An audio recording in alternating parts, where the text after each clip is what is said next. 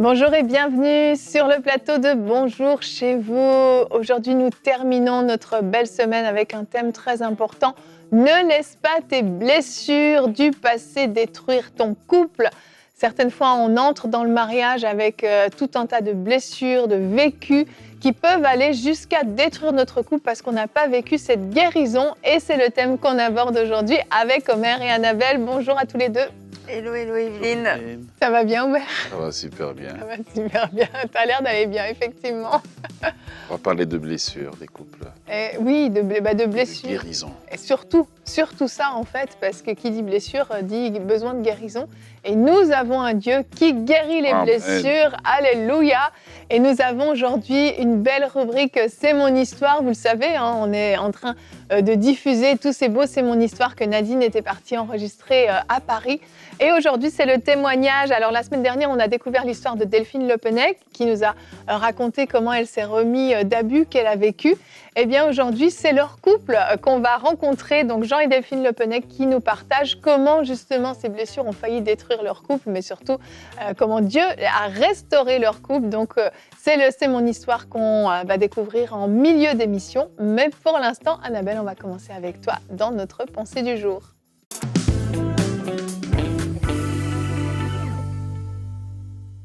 Dans un couple, on est censé être très proches l'un de l'autre, être les deux personnes les plus proches. Et lorsque on est proche, eh bien, on se frotte. Et lorsqu'il y a des blessures du passé, des blessures intérieures, ça peut faire mal parce que cette personne la plus proche de nous est aussi la personne qui est la plus susceptible de pouvoir toucher ces blessures, de pouvoir appuyer dessus sans en être l'auteur à la base, sans être la personne qui a occasionné ces blessures, mais elle est la personne qui malencontreusement va marcher sur votre pied, qui vous fait mal depuis des années. Et on peut se tromper du coup de coupable et se dire c'est mon mari, c'est ma femme qui me fait souffrir à chaque fois qu'elle me parle, à chaque fois qu'on a un désaccord, ça me blesse.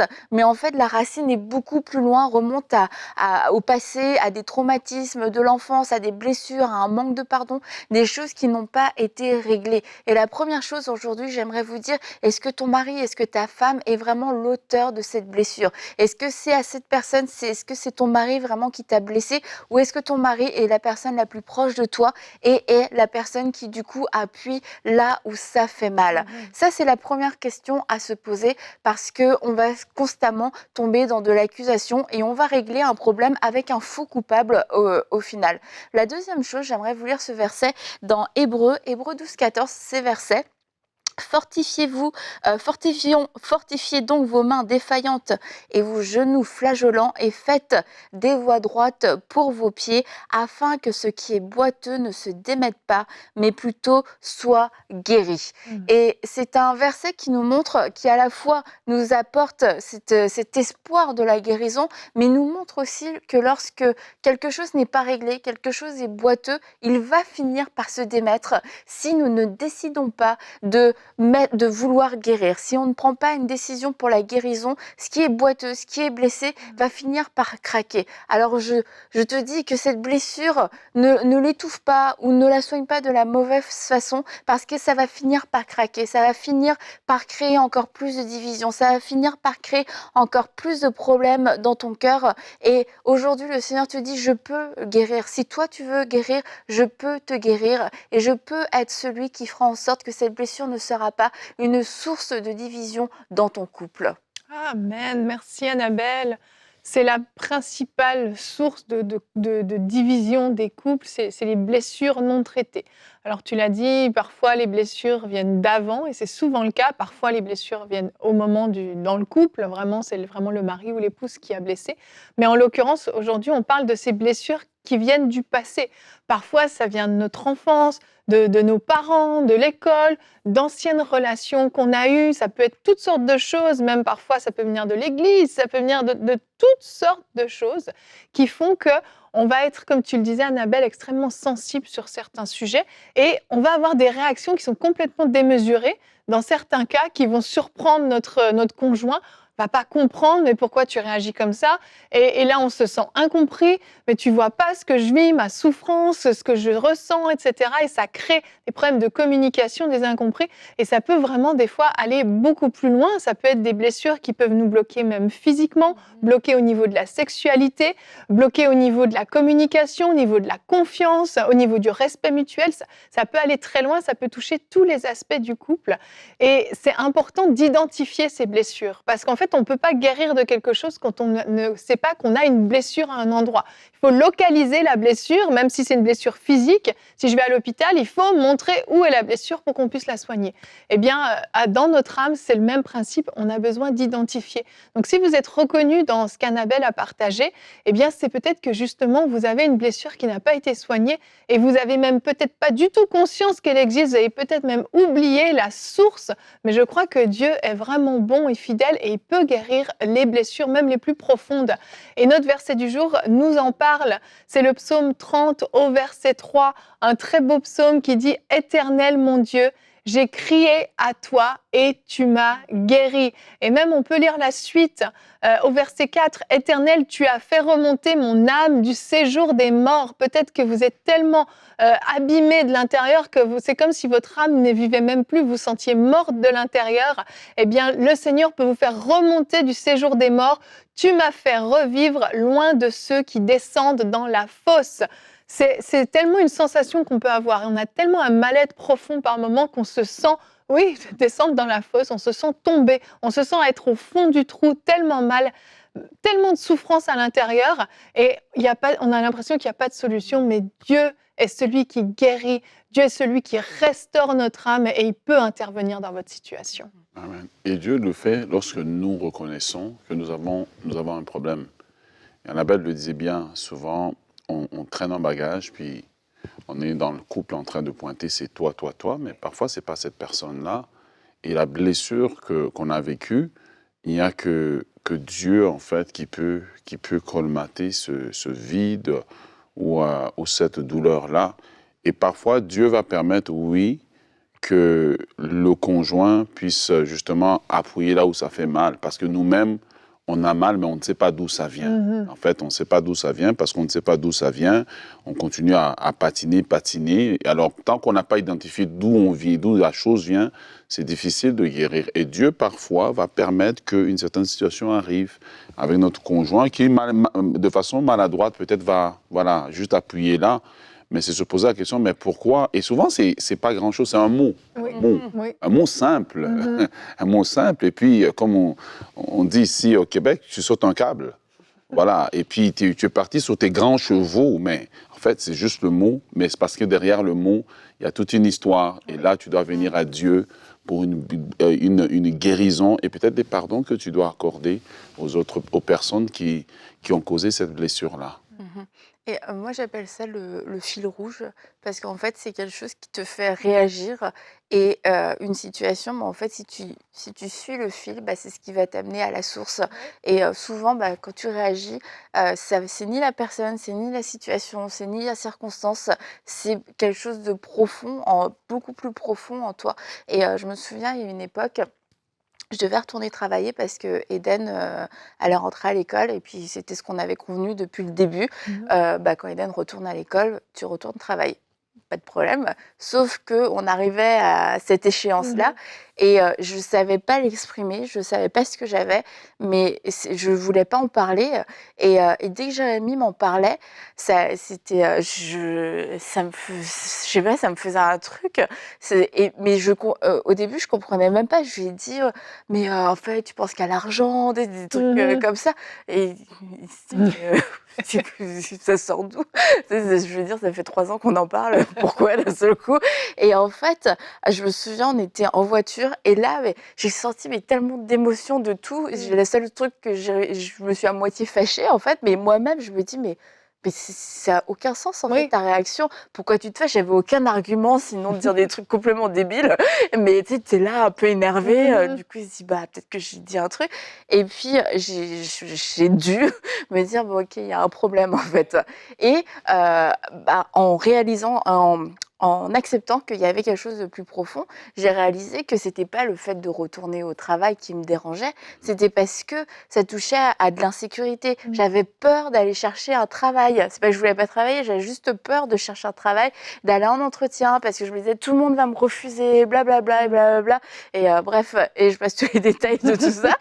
Et finalement, quand j'ai pu mettre le doigt dessus, ça a désamorcé un problème entre Jérémie et moi, parce que du coup, c'est vraiment ce que dit la Bible, c'est que beaucoup en sont affectés, qu'à cause de racines, bon là c'était pas l'amertume, mais de racines, ça produit des rejetons et beaucoup vont en être affectés. D'un seul coup, je suis en train d'accuser mon mari de lui dire qu'il est juste intéressé par l'argent, parce qu'il me demande « Ouais, tu veux faire quoi? Est-ce que tu as postulé là et tout ?» Waouh, ok. Mais du coup, tu contamines ton Maman couple. est ton maître. et ça a été une libération pour moi de pouvoir, que Jérémie mette le doigt sur ça et de pouvoir aussi entamer un processus de guérison, parce que franchement, j'aurais pu continuer longtemps à m'aveugler et puis à accuser Jérémie de faire ci, de faire ça, je sais pas, d'être désagréable. Même encore aujourd'hui, j'ai toujours pas d'argument en fait quand je le raconte. Mais c'est ça, je pense que ça se reproduit dans plusieurs. Ça peut se reproduire à cause de plusieurs situations, mais c'est ça, c'est d'avoir une réaction qui est démesurée, qu'on n'arrive pas à expliquer et qu'on va cacher quelquefois derrière de la colère, derrière des pleurs, derrière beaucoup de choses. Mais si on est honnête avec nous-mêmes, il n'y a rien derrière, il n'y a pas de mots, il n'y a pas d'argument. Il faut se dire, Seigneur, sincèrement, parle-moi parce que je ne vais pas continuer comme ça. Exact. Non, mais c'est bien de donner nos exemples personnels parce que parfois les gens... C'est bien, Annabelle, que tu t'humilies. Non, attends, j'arrive avec moi-même. Je vais rire dans un moment parce que parfois les gens nous voient sur le plateau et puis ils pensent qu'on a toujours vécu sur un nuage ou on vit sur un nuage. Je vais vous garantir qu'on vit sur Terre. Absolument. Un jour, je suis dans la salle de lavage avec Nadine. On est en train, je pense que, je ne sais pas si on pliait les vêtements ou pas, et puis je lui dis un truc, elle me dit ça fait pas de sens. Et là, c'est comme si le spirituel, moi, est sorti de moi, quoi.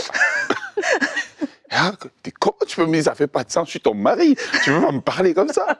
Et là, je suis parti sur mes grands chevaux, mais c'est rare que j'aille comme ça. Là, elle me regarde et dit, voyons, je t'ai pas dit quelque chose de terrible. J'ai seulement dit, ça fait pas de sens. Donc, j'ai dit, donc tu penses que je suis pas intelligent? Et là, c'est parti. Voyez, et on veut vous donner ces exemples parce que je sais que vous êtes en train de les vivre à la maison. Je sais que vous êtes en train de le vivre et vous ne pouvez pas identifier. Et finalement, avec le temps, on est parti. Quand je me suis assis tout seul, puis on en a parlé plus calmement, voilà, c'était quoi le problème? Le besoin d'être valorisé. Besoin d'être valorisé. Mais regardez comment un mot a tout déclenché. Et peut-être c'est ça le problème que vous êtes en train de vivre dans votre couple. Un mot ou une personne qui arrive juste 2 minutes en retard parce que tu avais vu chez toi à la maison peut-être des problèmes d'adultère et tu es devenu super contrôlant. En fait, ton problème, ce n'est pas l'autre qui rentre 2 minutes ou 20 minutes en retard parce qu'il y a eu du trafic, il y a eu de la circulation monstre et cette personne, son téléphone était peut-être aussi déchargé, mais toi, parce que tu n'as pas guéri de l'adultère que tu as vu, maintenant tu es devenu hyper dur. Vous voyez? Et si on n'identifie pas la source, on va avoir un mariage qui est, comme on dit, compliqué, marécageux. Pas une rivière. Voilà. Et merci Seigneur, c'est pas une fatalité. Et c'est le but de cette émission. Et merci pour vos exemples. J'en aurai aussi, mais je m'abstiendrai. Je crois qu'on en a tous des choses plus ou moins grosses, plus ou moins importantes. Et peut-être vous êtes retrouvés dans ces exemples-là. Peut-être que vous, c'est quelque chose de beaucoup plus grave. On a parlé d'abus la semaine dernière. C'est le genre de blessure qu'on peut transporter. Et sincèrement, on veut simplement vous dire que Dieu est bon, Dieu est fidèle. Et avant qu'on passe à notre témoignage, j'aimerais juste prendre le temps. On va prier pour vous. On va prier pour vous parce que vous avez peut-être identifié dans cette discussion des problèmes et Dieu veut guérir vos blessures. Alors Père, je te remercie maintenant parce que tu as entendu le cri du cœur de mon frère, de ma sœur, de l'autre côté de son écran aujourd'hui même. Et Père, je te demande, au nom puissant de Jésus, de venir les aider à identifier la source de ces blessures, l'origine profonde de ces blessures, ce fameux fil rouge dont Annabelle parlait. Et Père, que dans ta puissance, que dans ta majesté, dans ton amour infini, tu viennes mettre un baume de guérison sur les cœurs meurtris.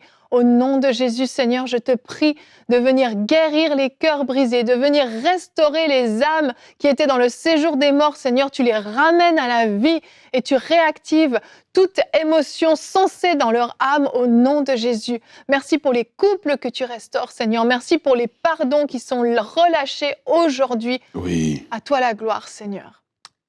Amen. Amen. Amen. Je vous laisse maintenant apprécier le beau témoignage de Delphine et de son mari dans la rubrique C'est mon histoire. Alors, on se retrouve pour la rubrique C'est mon histoire et aujourd'hui, nous recevons le couple pastoral Jean et Delphine Le Pennec. Bonjour à vous. Bonjour, Hello. Vous allez bien? ça va bien? Très bien. Super, merci d'être là. Delphine, on a eu à parler avec toi. On a eu à parler avec toi. Aujourd'hui, tu as ton époux avec toi. Tadam. Je suis L'homme là. en question qui est là. Et aujourd'hui, on va parler de votre témoignage de couple parce C'est que ça. c'était pas un long fleuve tranquille. Oh non. Et alors, on va en discuter aujourd'hui. Et déjà, juste pour mettre un peu le contexte, que les gens puissent comprendre un peu comment vous êtes rencontrés, quelle est l'histoire d'amour derrière tout Tu ça. laisses commencer? Ouais, c'est parti. Bon, on s'est rencontrés, on avait 21 ans, je crois, un truc comme ça. Et on fait une colo ensemble. Mhm. On est tous les deux mono. Et puis à la fin de la colo, on reste en contact. Très rapidement, on voit qu'on se plaît. On a le hockey du Seigneur pour se lancer dans cette relation. Et puis voilà comment on est rentré dans des fréquentations. Pendant 1 an, on se fréquente. Ensuite, on se fiancie. Pendant 2 ans. Le petit truc, c'est que moi, j'habitais en Bretagne, elle était à Paris. C'est ça. Et à l'époque, il n'y avait pas les réseaux sociaux, il n'y avait pas Instagram, pas les FaceTime. Skype, tout ce que tu veux. C'est à l'ancienne. Ah, Est-ce que voilà. c'était des lettres ou bien Oui, c'était oui, des oui. téléphones? Non, Les téléphone tous les jours. Non. Les lettres aussi? Ah oui, oui, oui. Ah, il y avait des lettres. Je ne me rappelle même pas. Super, ça Ah non. commence bien. C'est dire à quel point je suis romantique, tu vois. Mais du coup, voilà. Et au bout de 3 ans, on se marie en 2009. Super mariage, on est très très contents et tout ça. Et c'est particulier parce que l'été où on se marie, en même temps, on devient pasteur et tous les deux, on change, on va dans une autre région de la France. C'est ça. Nouvelle vie. Là, on a tout Nouvelle changé vie. en un été. Ouais, tout est nouveau pour nous. Et voilà comment on a commencé dans la vie ensemble. Et comment ça se passe les débuts? Est-ce qu'il y avait des accrochages ou tout était beau, tout était parfait? Alors, les débuts, c'était une catastrophe. Ah oui. Là, j'en parle avec le sourire, mais c'était quand même assez compliqué pour nous. Ah, c'était compliqué. Ouais. On s'aime, on s'aimait d'ailleurs toujours, hein. Mais c'était extrêmement compliqué pour nous de gérer parce que très rapidement, dans notre intimité, ça a bugué. D'accord. Ça a bugué. Logiquement, ça se passe plutôt bien de manière générale pour les couples, mais nous, très rapidement, ça a commencé vraiment à bugger. Ouais. Et puis, il y avait aussi une réalité, c'est que l'endroit où on était, c'était difficile de trouver du travail. Donc, Delphine, elle n'en a pas trouvé, malgré C'est ses vrai. recherches. C'est vrai. Et moi, dans l'église où j'étais, j'avais pas de bureau, donc je travaillais à la maison. Et elle était à la maison. Donc, C'est pas une maison, c'était un petit appartement quand on commence dans la vie. Oui, voilà. oui. Donc, en gros, 24 heures sur 24 ensemble, dans un contexte complètement différent, c'est normal de s'ajuster. Ouais. Mais du coup, il y a des tensions et des trucs à gérer, etc. Et la frustration et les difficultés au niveau de notre intimité, qui normalement sont là pour nous donner un coup de pouce, pour faire davantage d'efforts, etc. Ça nous aide en fait Oui. à... Ben, on ne l'avait pas. C'était D'accord. même un sujet supplémentaire ouais, de Parce que vous tension. ne viviez pas d'intimité, en fait, c'est Ben ça. non. malgré que vous vous aimiez. C'est ça. On en vivait, mais c'était vraiment très espacé, Oui. très compliqué. J'étais Oui. jamais forcément à l'aise. Oui. Et c'était pas épanoui en fait. C'était pas épanoui, quelque chose. j'étais souvent en pleurs, souvent contrariée. J'étais pas bien en fait. Mhm. Et forcément, ça l'a forcément lui aussi impacté. Et du coup, ça a vraiment bugué par rapport à ça. Ouais. Et là, comment vous réagissez? Là, vous vous dites, OK, on s'est aimé pourtant. Mm. On a eu l'accord de Dieu, Ouais. tu l'as dit, Ouais, Jean, on a bien eu sûr. l'accord de Dieu. Ouais. Tout semble bien aller sur papier, ça devrait marcher, mais là, sur le terrain, ça ne marche pas. Ça marche pas. Bah, c'était compliqué parce que même d'en parler, c'était tout de suite un sujet sensible. Sensible, très tabou, ouais. C'était une bombe quoi, qui Ouais. explosait directement.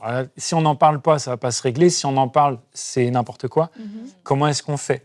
Et puis là, à ce moment-là, Delphine, elle a réalisé quelque chose en fait. Elle a réalisé quelle était l'origine de tout ça. Pourquoi, malgré le fait qu'elle m'aimait, que je l'aimais, si je l'approchais, elle s'éloignait de moi. OK. Ce qui est fou, c'est que, alors que c'est mon mari, que je l'ai choisi, il m'a choisi, on s'est choisi, dans l'intimité, c'était dur parce qu'en fait, en face de moi, c'était comme mon agresseur, tu vois. Mhm. Alors que c'est mon mari, alors Mhm. que je l'aime, alors qu'on s'aime, tu vois. Mhm. Donc c'était vraiment dur pour nous, c'était vraiment dur pour moi en tant que femme, en tant qu'épouse. Et je me disais, mais mince, en fait, je suis une demi-femme, en fait. Je suis pas Mhm. vraiment une femme vraiment à part entière. Hmm. Et je me disais, mais en fait, c'est de ma faute si ça va pas.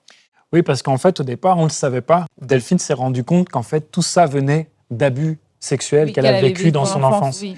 Et au départ, elle ne savait pas. Ni elle, encore moins moi. C'était compliqué, c'était très bizarre, en fait. Parce que c'est comme si je le savais, mais en même temps, je le savais pas. C'était vraiment... Tu mesurais pas l'impact, en fait. Exactement. Tu pensais pas que ça pouvait avoir un lien avec ta vie d'épouse. Tu t'es dit Exactement. justement, ça c'est fini. Voilà, c'est Là, passé. je suis mariée, ça va être bien. C'est ça, exactement. Donc ça, c'était compliqué pour elle, Mhm. parce que du coup, elle ne se sentait pas comme une femme à part entière. clairement Elle ne pas. comprenait Wow. pas comment se manifestait l'amour envers moi, et c'était très difficile. Et Ouais. puis pour moi, c'était difficile. Je ne comprenais pas non plus. Je ne me sentais pas désiré. Oui. C'est difficile pour un homme de ne pas se Oui, c'est sentir admiré, de ne pas se sentir désiré. De pas... Comme je ne savais pas quelle était la base du problème, je ne comprenais rien. Je buguais complètement. Après, on a découvert Oui. la base du problème et c'était difficile. Nous, les gars, on aime bien solutionner les trucs. Mais je n'avais pas de moyen de faire... J'étais impuissant par rapport à ça, si ce n'est de la soutenir, de la comprendre et de patienter. Ouais. Et de progresser, j'allais dire, centimètre par centimètre, des fois pendant des longues périodes. Ça a duré longtemps. Et tu dis, Seigneur, je te fais confiance que les choses vont s'améliorer. Tu dois lutter contre la pensée que jamais tu auras le droit à une vie sexuelle épanouie, Ouais, c'était à dur, bien ça. s'entendre, à avoir un couple avec une complicité, parce que du coup, ça donnait sur tout le reste. Ouais. Et du coup, je me disais, je veux pas céder à ces pensées-là, Oui. mais en même temps, ça fait 8 mois Oui. que je crois toujours que ça va changer, et l'évolution, C'est ça. elle est limitée, quoi. Et de se dire qu'en fait, notre vie sera comme ça, tu vois. On est condamné du coup à vivre comme ça, à être à moitié comme ça. Mais c'est vraiment un mensonge du diable, ça. Vraiment, c'est Ouais, complètement faux. Ce n'est pas ce que Dieu voulait pour nous, ce n'est pas ce que Dieu voulait pour lui comme pour moi.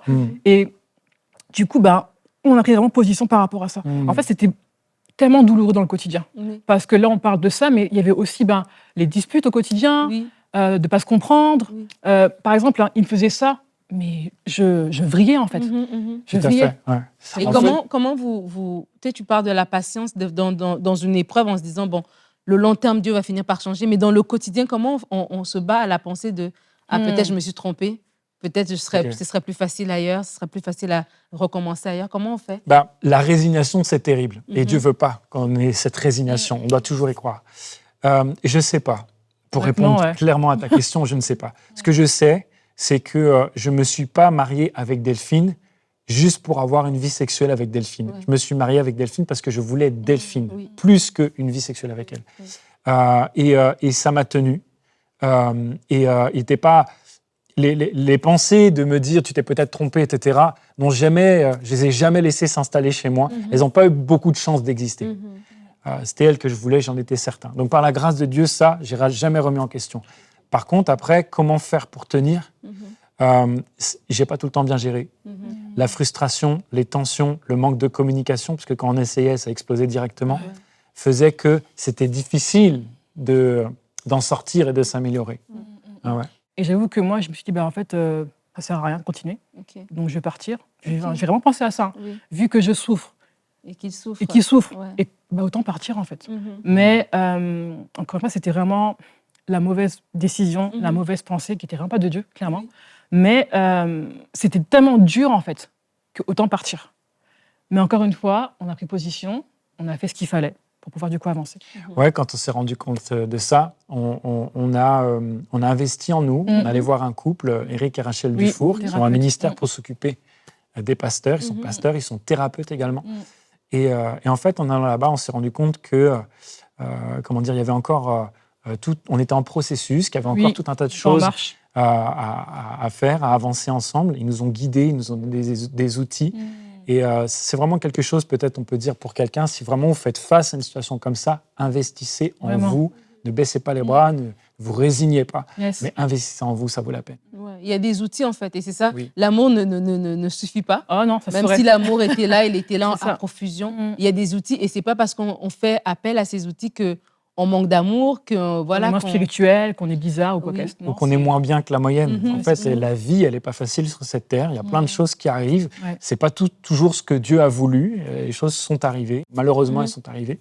Et on doit gérer, en fait. C'est plutôt, c'est pas, j'espère que rien de fâcheux va m'arriver. C'est plutôt comment tu vas réagir Qu'est-ce que je dois faire face aux après? différentes C'est surprises, ça. les bonnes et les mauvaises Ouais. de la vie. Et Dieu sera toujours là. Et il a vraiment été là. Il nous Vraiment. a donné les forces quand on n'en avait plus, l'espoir qu'on n'avait plus. Il a vraiment été là de manière incroyable. Et à la fois pour tenir, pour faire les efforts sur le long terme, mais également pour nous aider à travailler. Parce que Delphine, elle va dire, du coup, j'étais impossible, etc. Mais moi, j'avais aussi mon lot de casseroles. J'avais aussi mes frustrations. Quand je gérais mal, c'était compliqué aussi. Je m'énervais, etc. Donc voilà, travailler aussi sur qui on est. Il nous a aidés. Et là, vous me dites aussi que tout ça, ça se passait pendant que vous étiez en train de servir. Exactement. Vraiment. Toi, tu étais pasteur, travaillais à la maison. Toi aussi, tu étais pasteur du coup avec lui Pasteur, ou t'étais... si, pasteur au niveau de la jeunesse, on était du coup ensemble par rapport à ça. Ouais. Est-ce que ça a été ce rôle, cette responsabilité additionnelle a été une aide ou ça a été plus compliqué à cause de ça? Honnêtement, c'était pas facile parce que je me disais, en fait, je suis comme une imposteur, en fait. Tu vois, à la maison, ça va pas du tout. Et là, c'est Alléluia, je bénis, je guéris, enfin bref, tu vois. Et en vrai, je me suis rendu compte que Dieu a mis un don en nous Oui. et qu'il se manifeste uniquement par sa grâce. C'est pas avec nous, en fait. Ouais. Donc, peu importe ton état, quand il le manifeste, quand ça se passe, tu vois. Et c'était pas toujours facile parce que le dimanche, il faut être smile, tu vois, genre en mode tout va bien. Mais en même temps, ça nous a aussi beaucoup aidé parce que du coup, on était vraiment en marche, on était vraiment on faisait des choses, tu vois. On n'était pas juste à la maison, à se morfondre, à être là, etc. etc. Donc c'était vraiment plutôt, c'était vraiment à la fois dur, mais vraiment aussi libérateur pour nous. C'est une marque de l'amour de Dieu. En fait, il dit, écoute, tout n'est pas parfait, mais je me sers quand même de toi. Exact. Tu vas quand même bénir les autres enfants que j'aime autant que toi. Et quelque part, ça te donne l'espoir aussi. Oui, Alors, vraiment.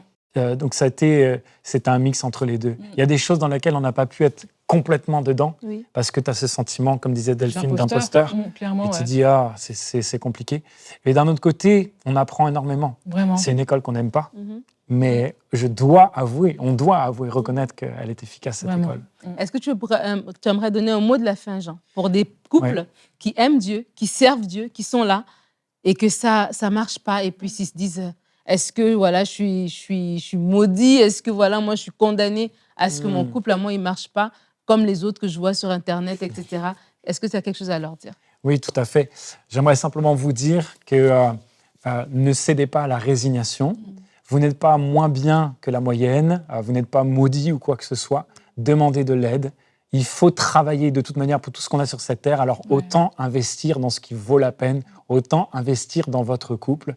Et puis, tout ce que vous êtes en public, si jamais il y a des ministères, des pasteurs, etc., demandez de l'aide, parce que tout ce que vous êtes en public dépend de ce que vous êtes en privé. Et aujourd'hui, si on a la grâce de pouvoir parler devant vous et de servir du mieux qu'on peut, on a une assise, on s'est efforcé de travailler avec Dieu sur une assise solide. On ne va pas dire quelque chose qu'on ne vit pas, en tout cas. On s'efforce de le faire par la grâce de Dieu.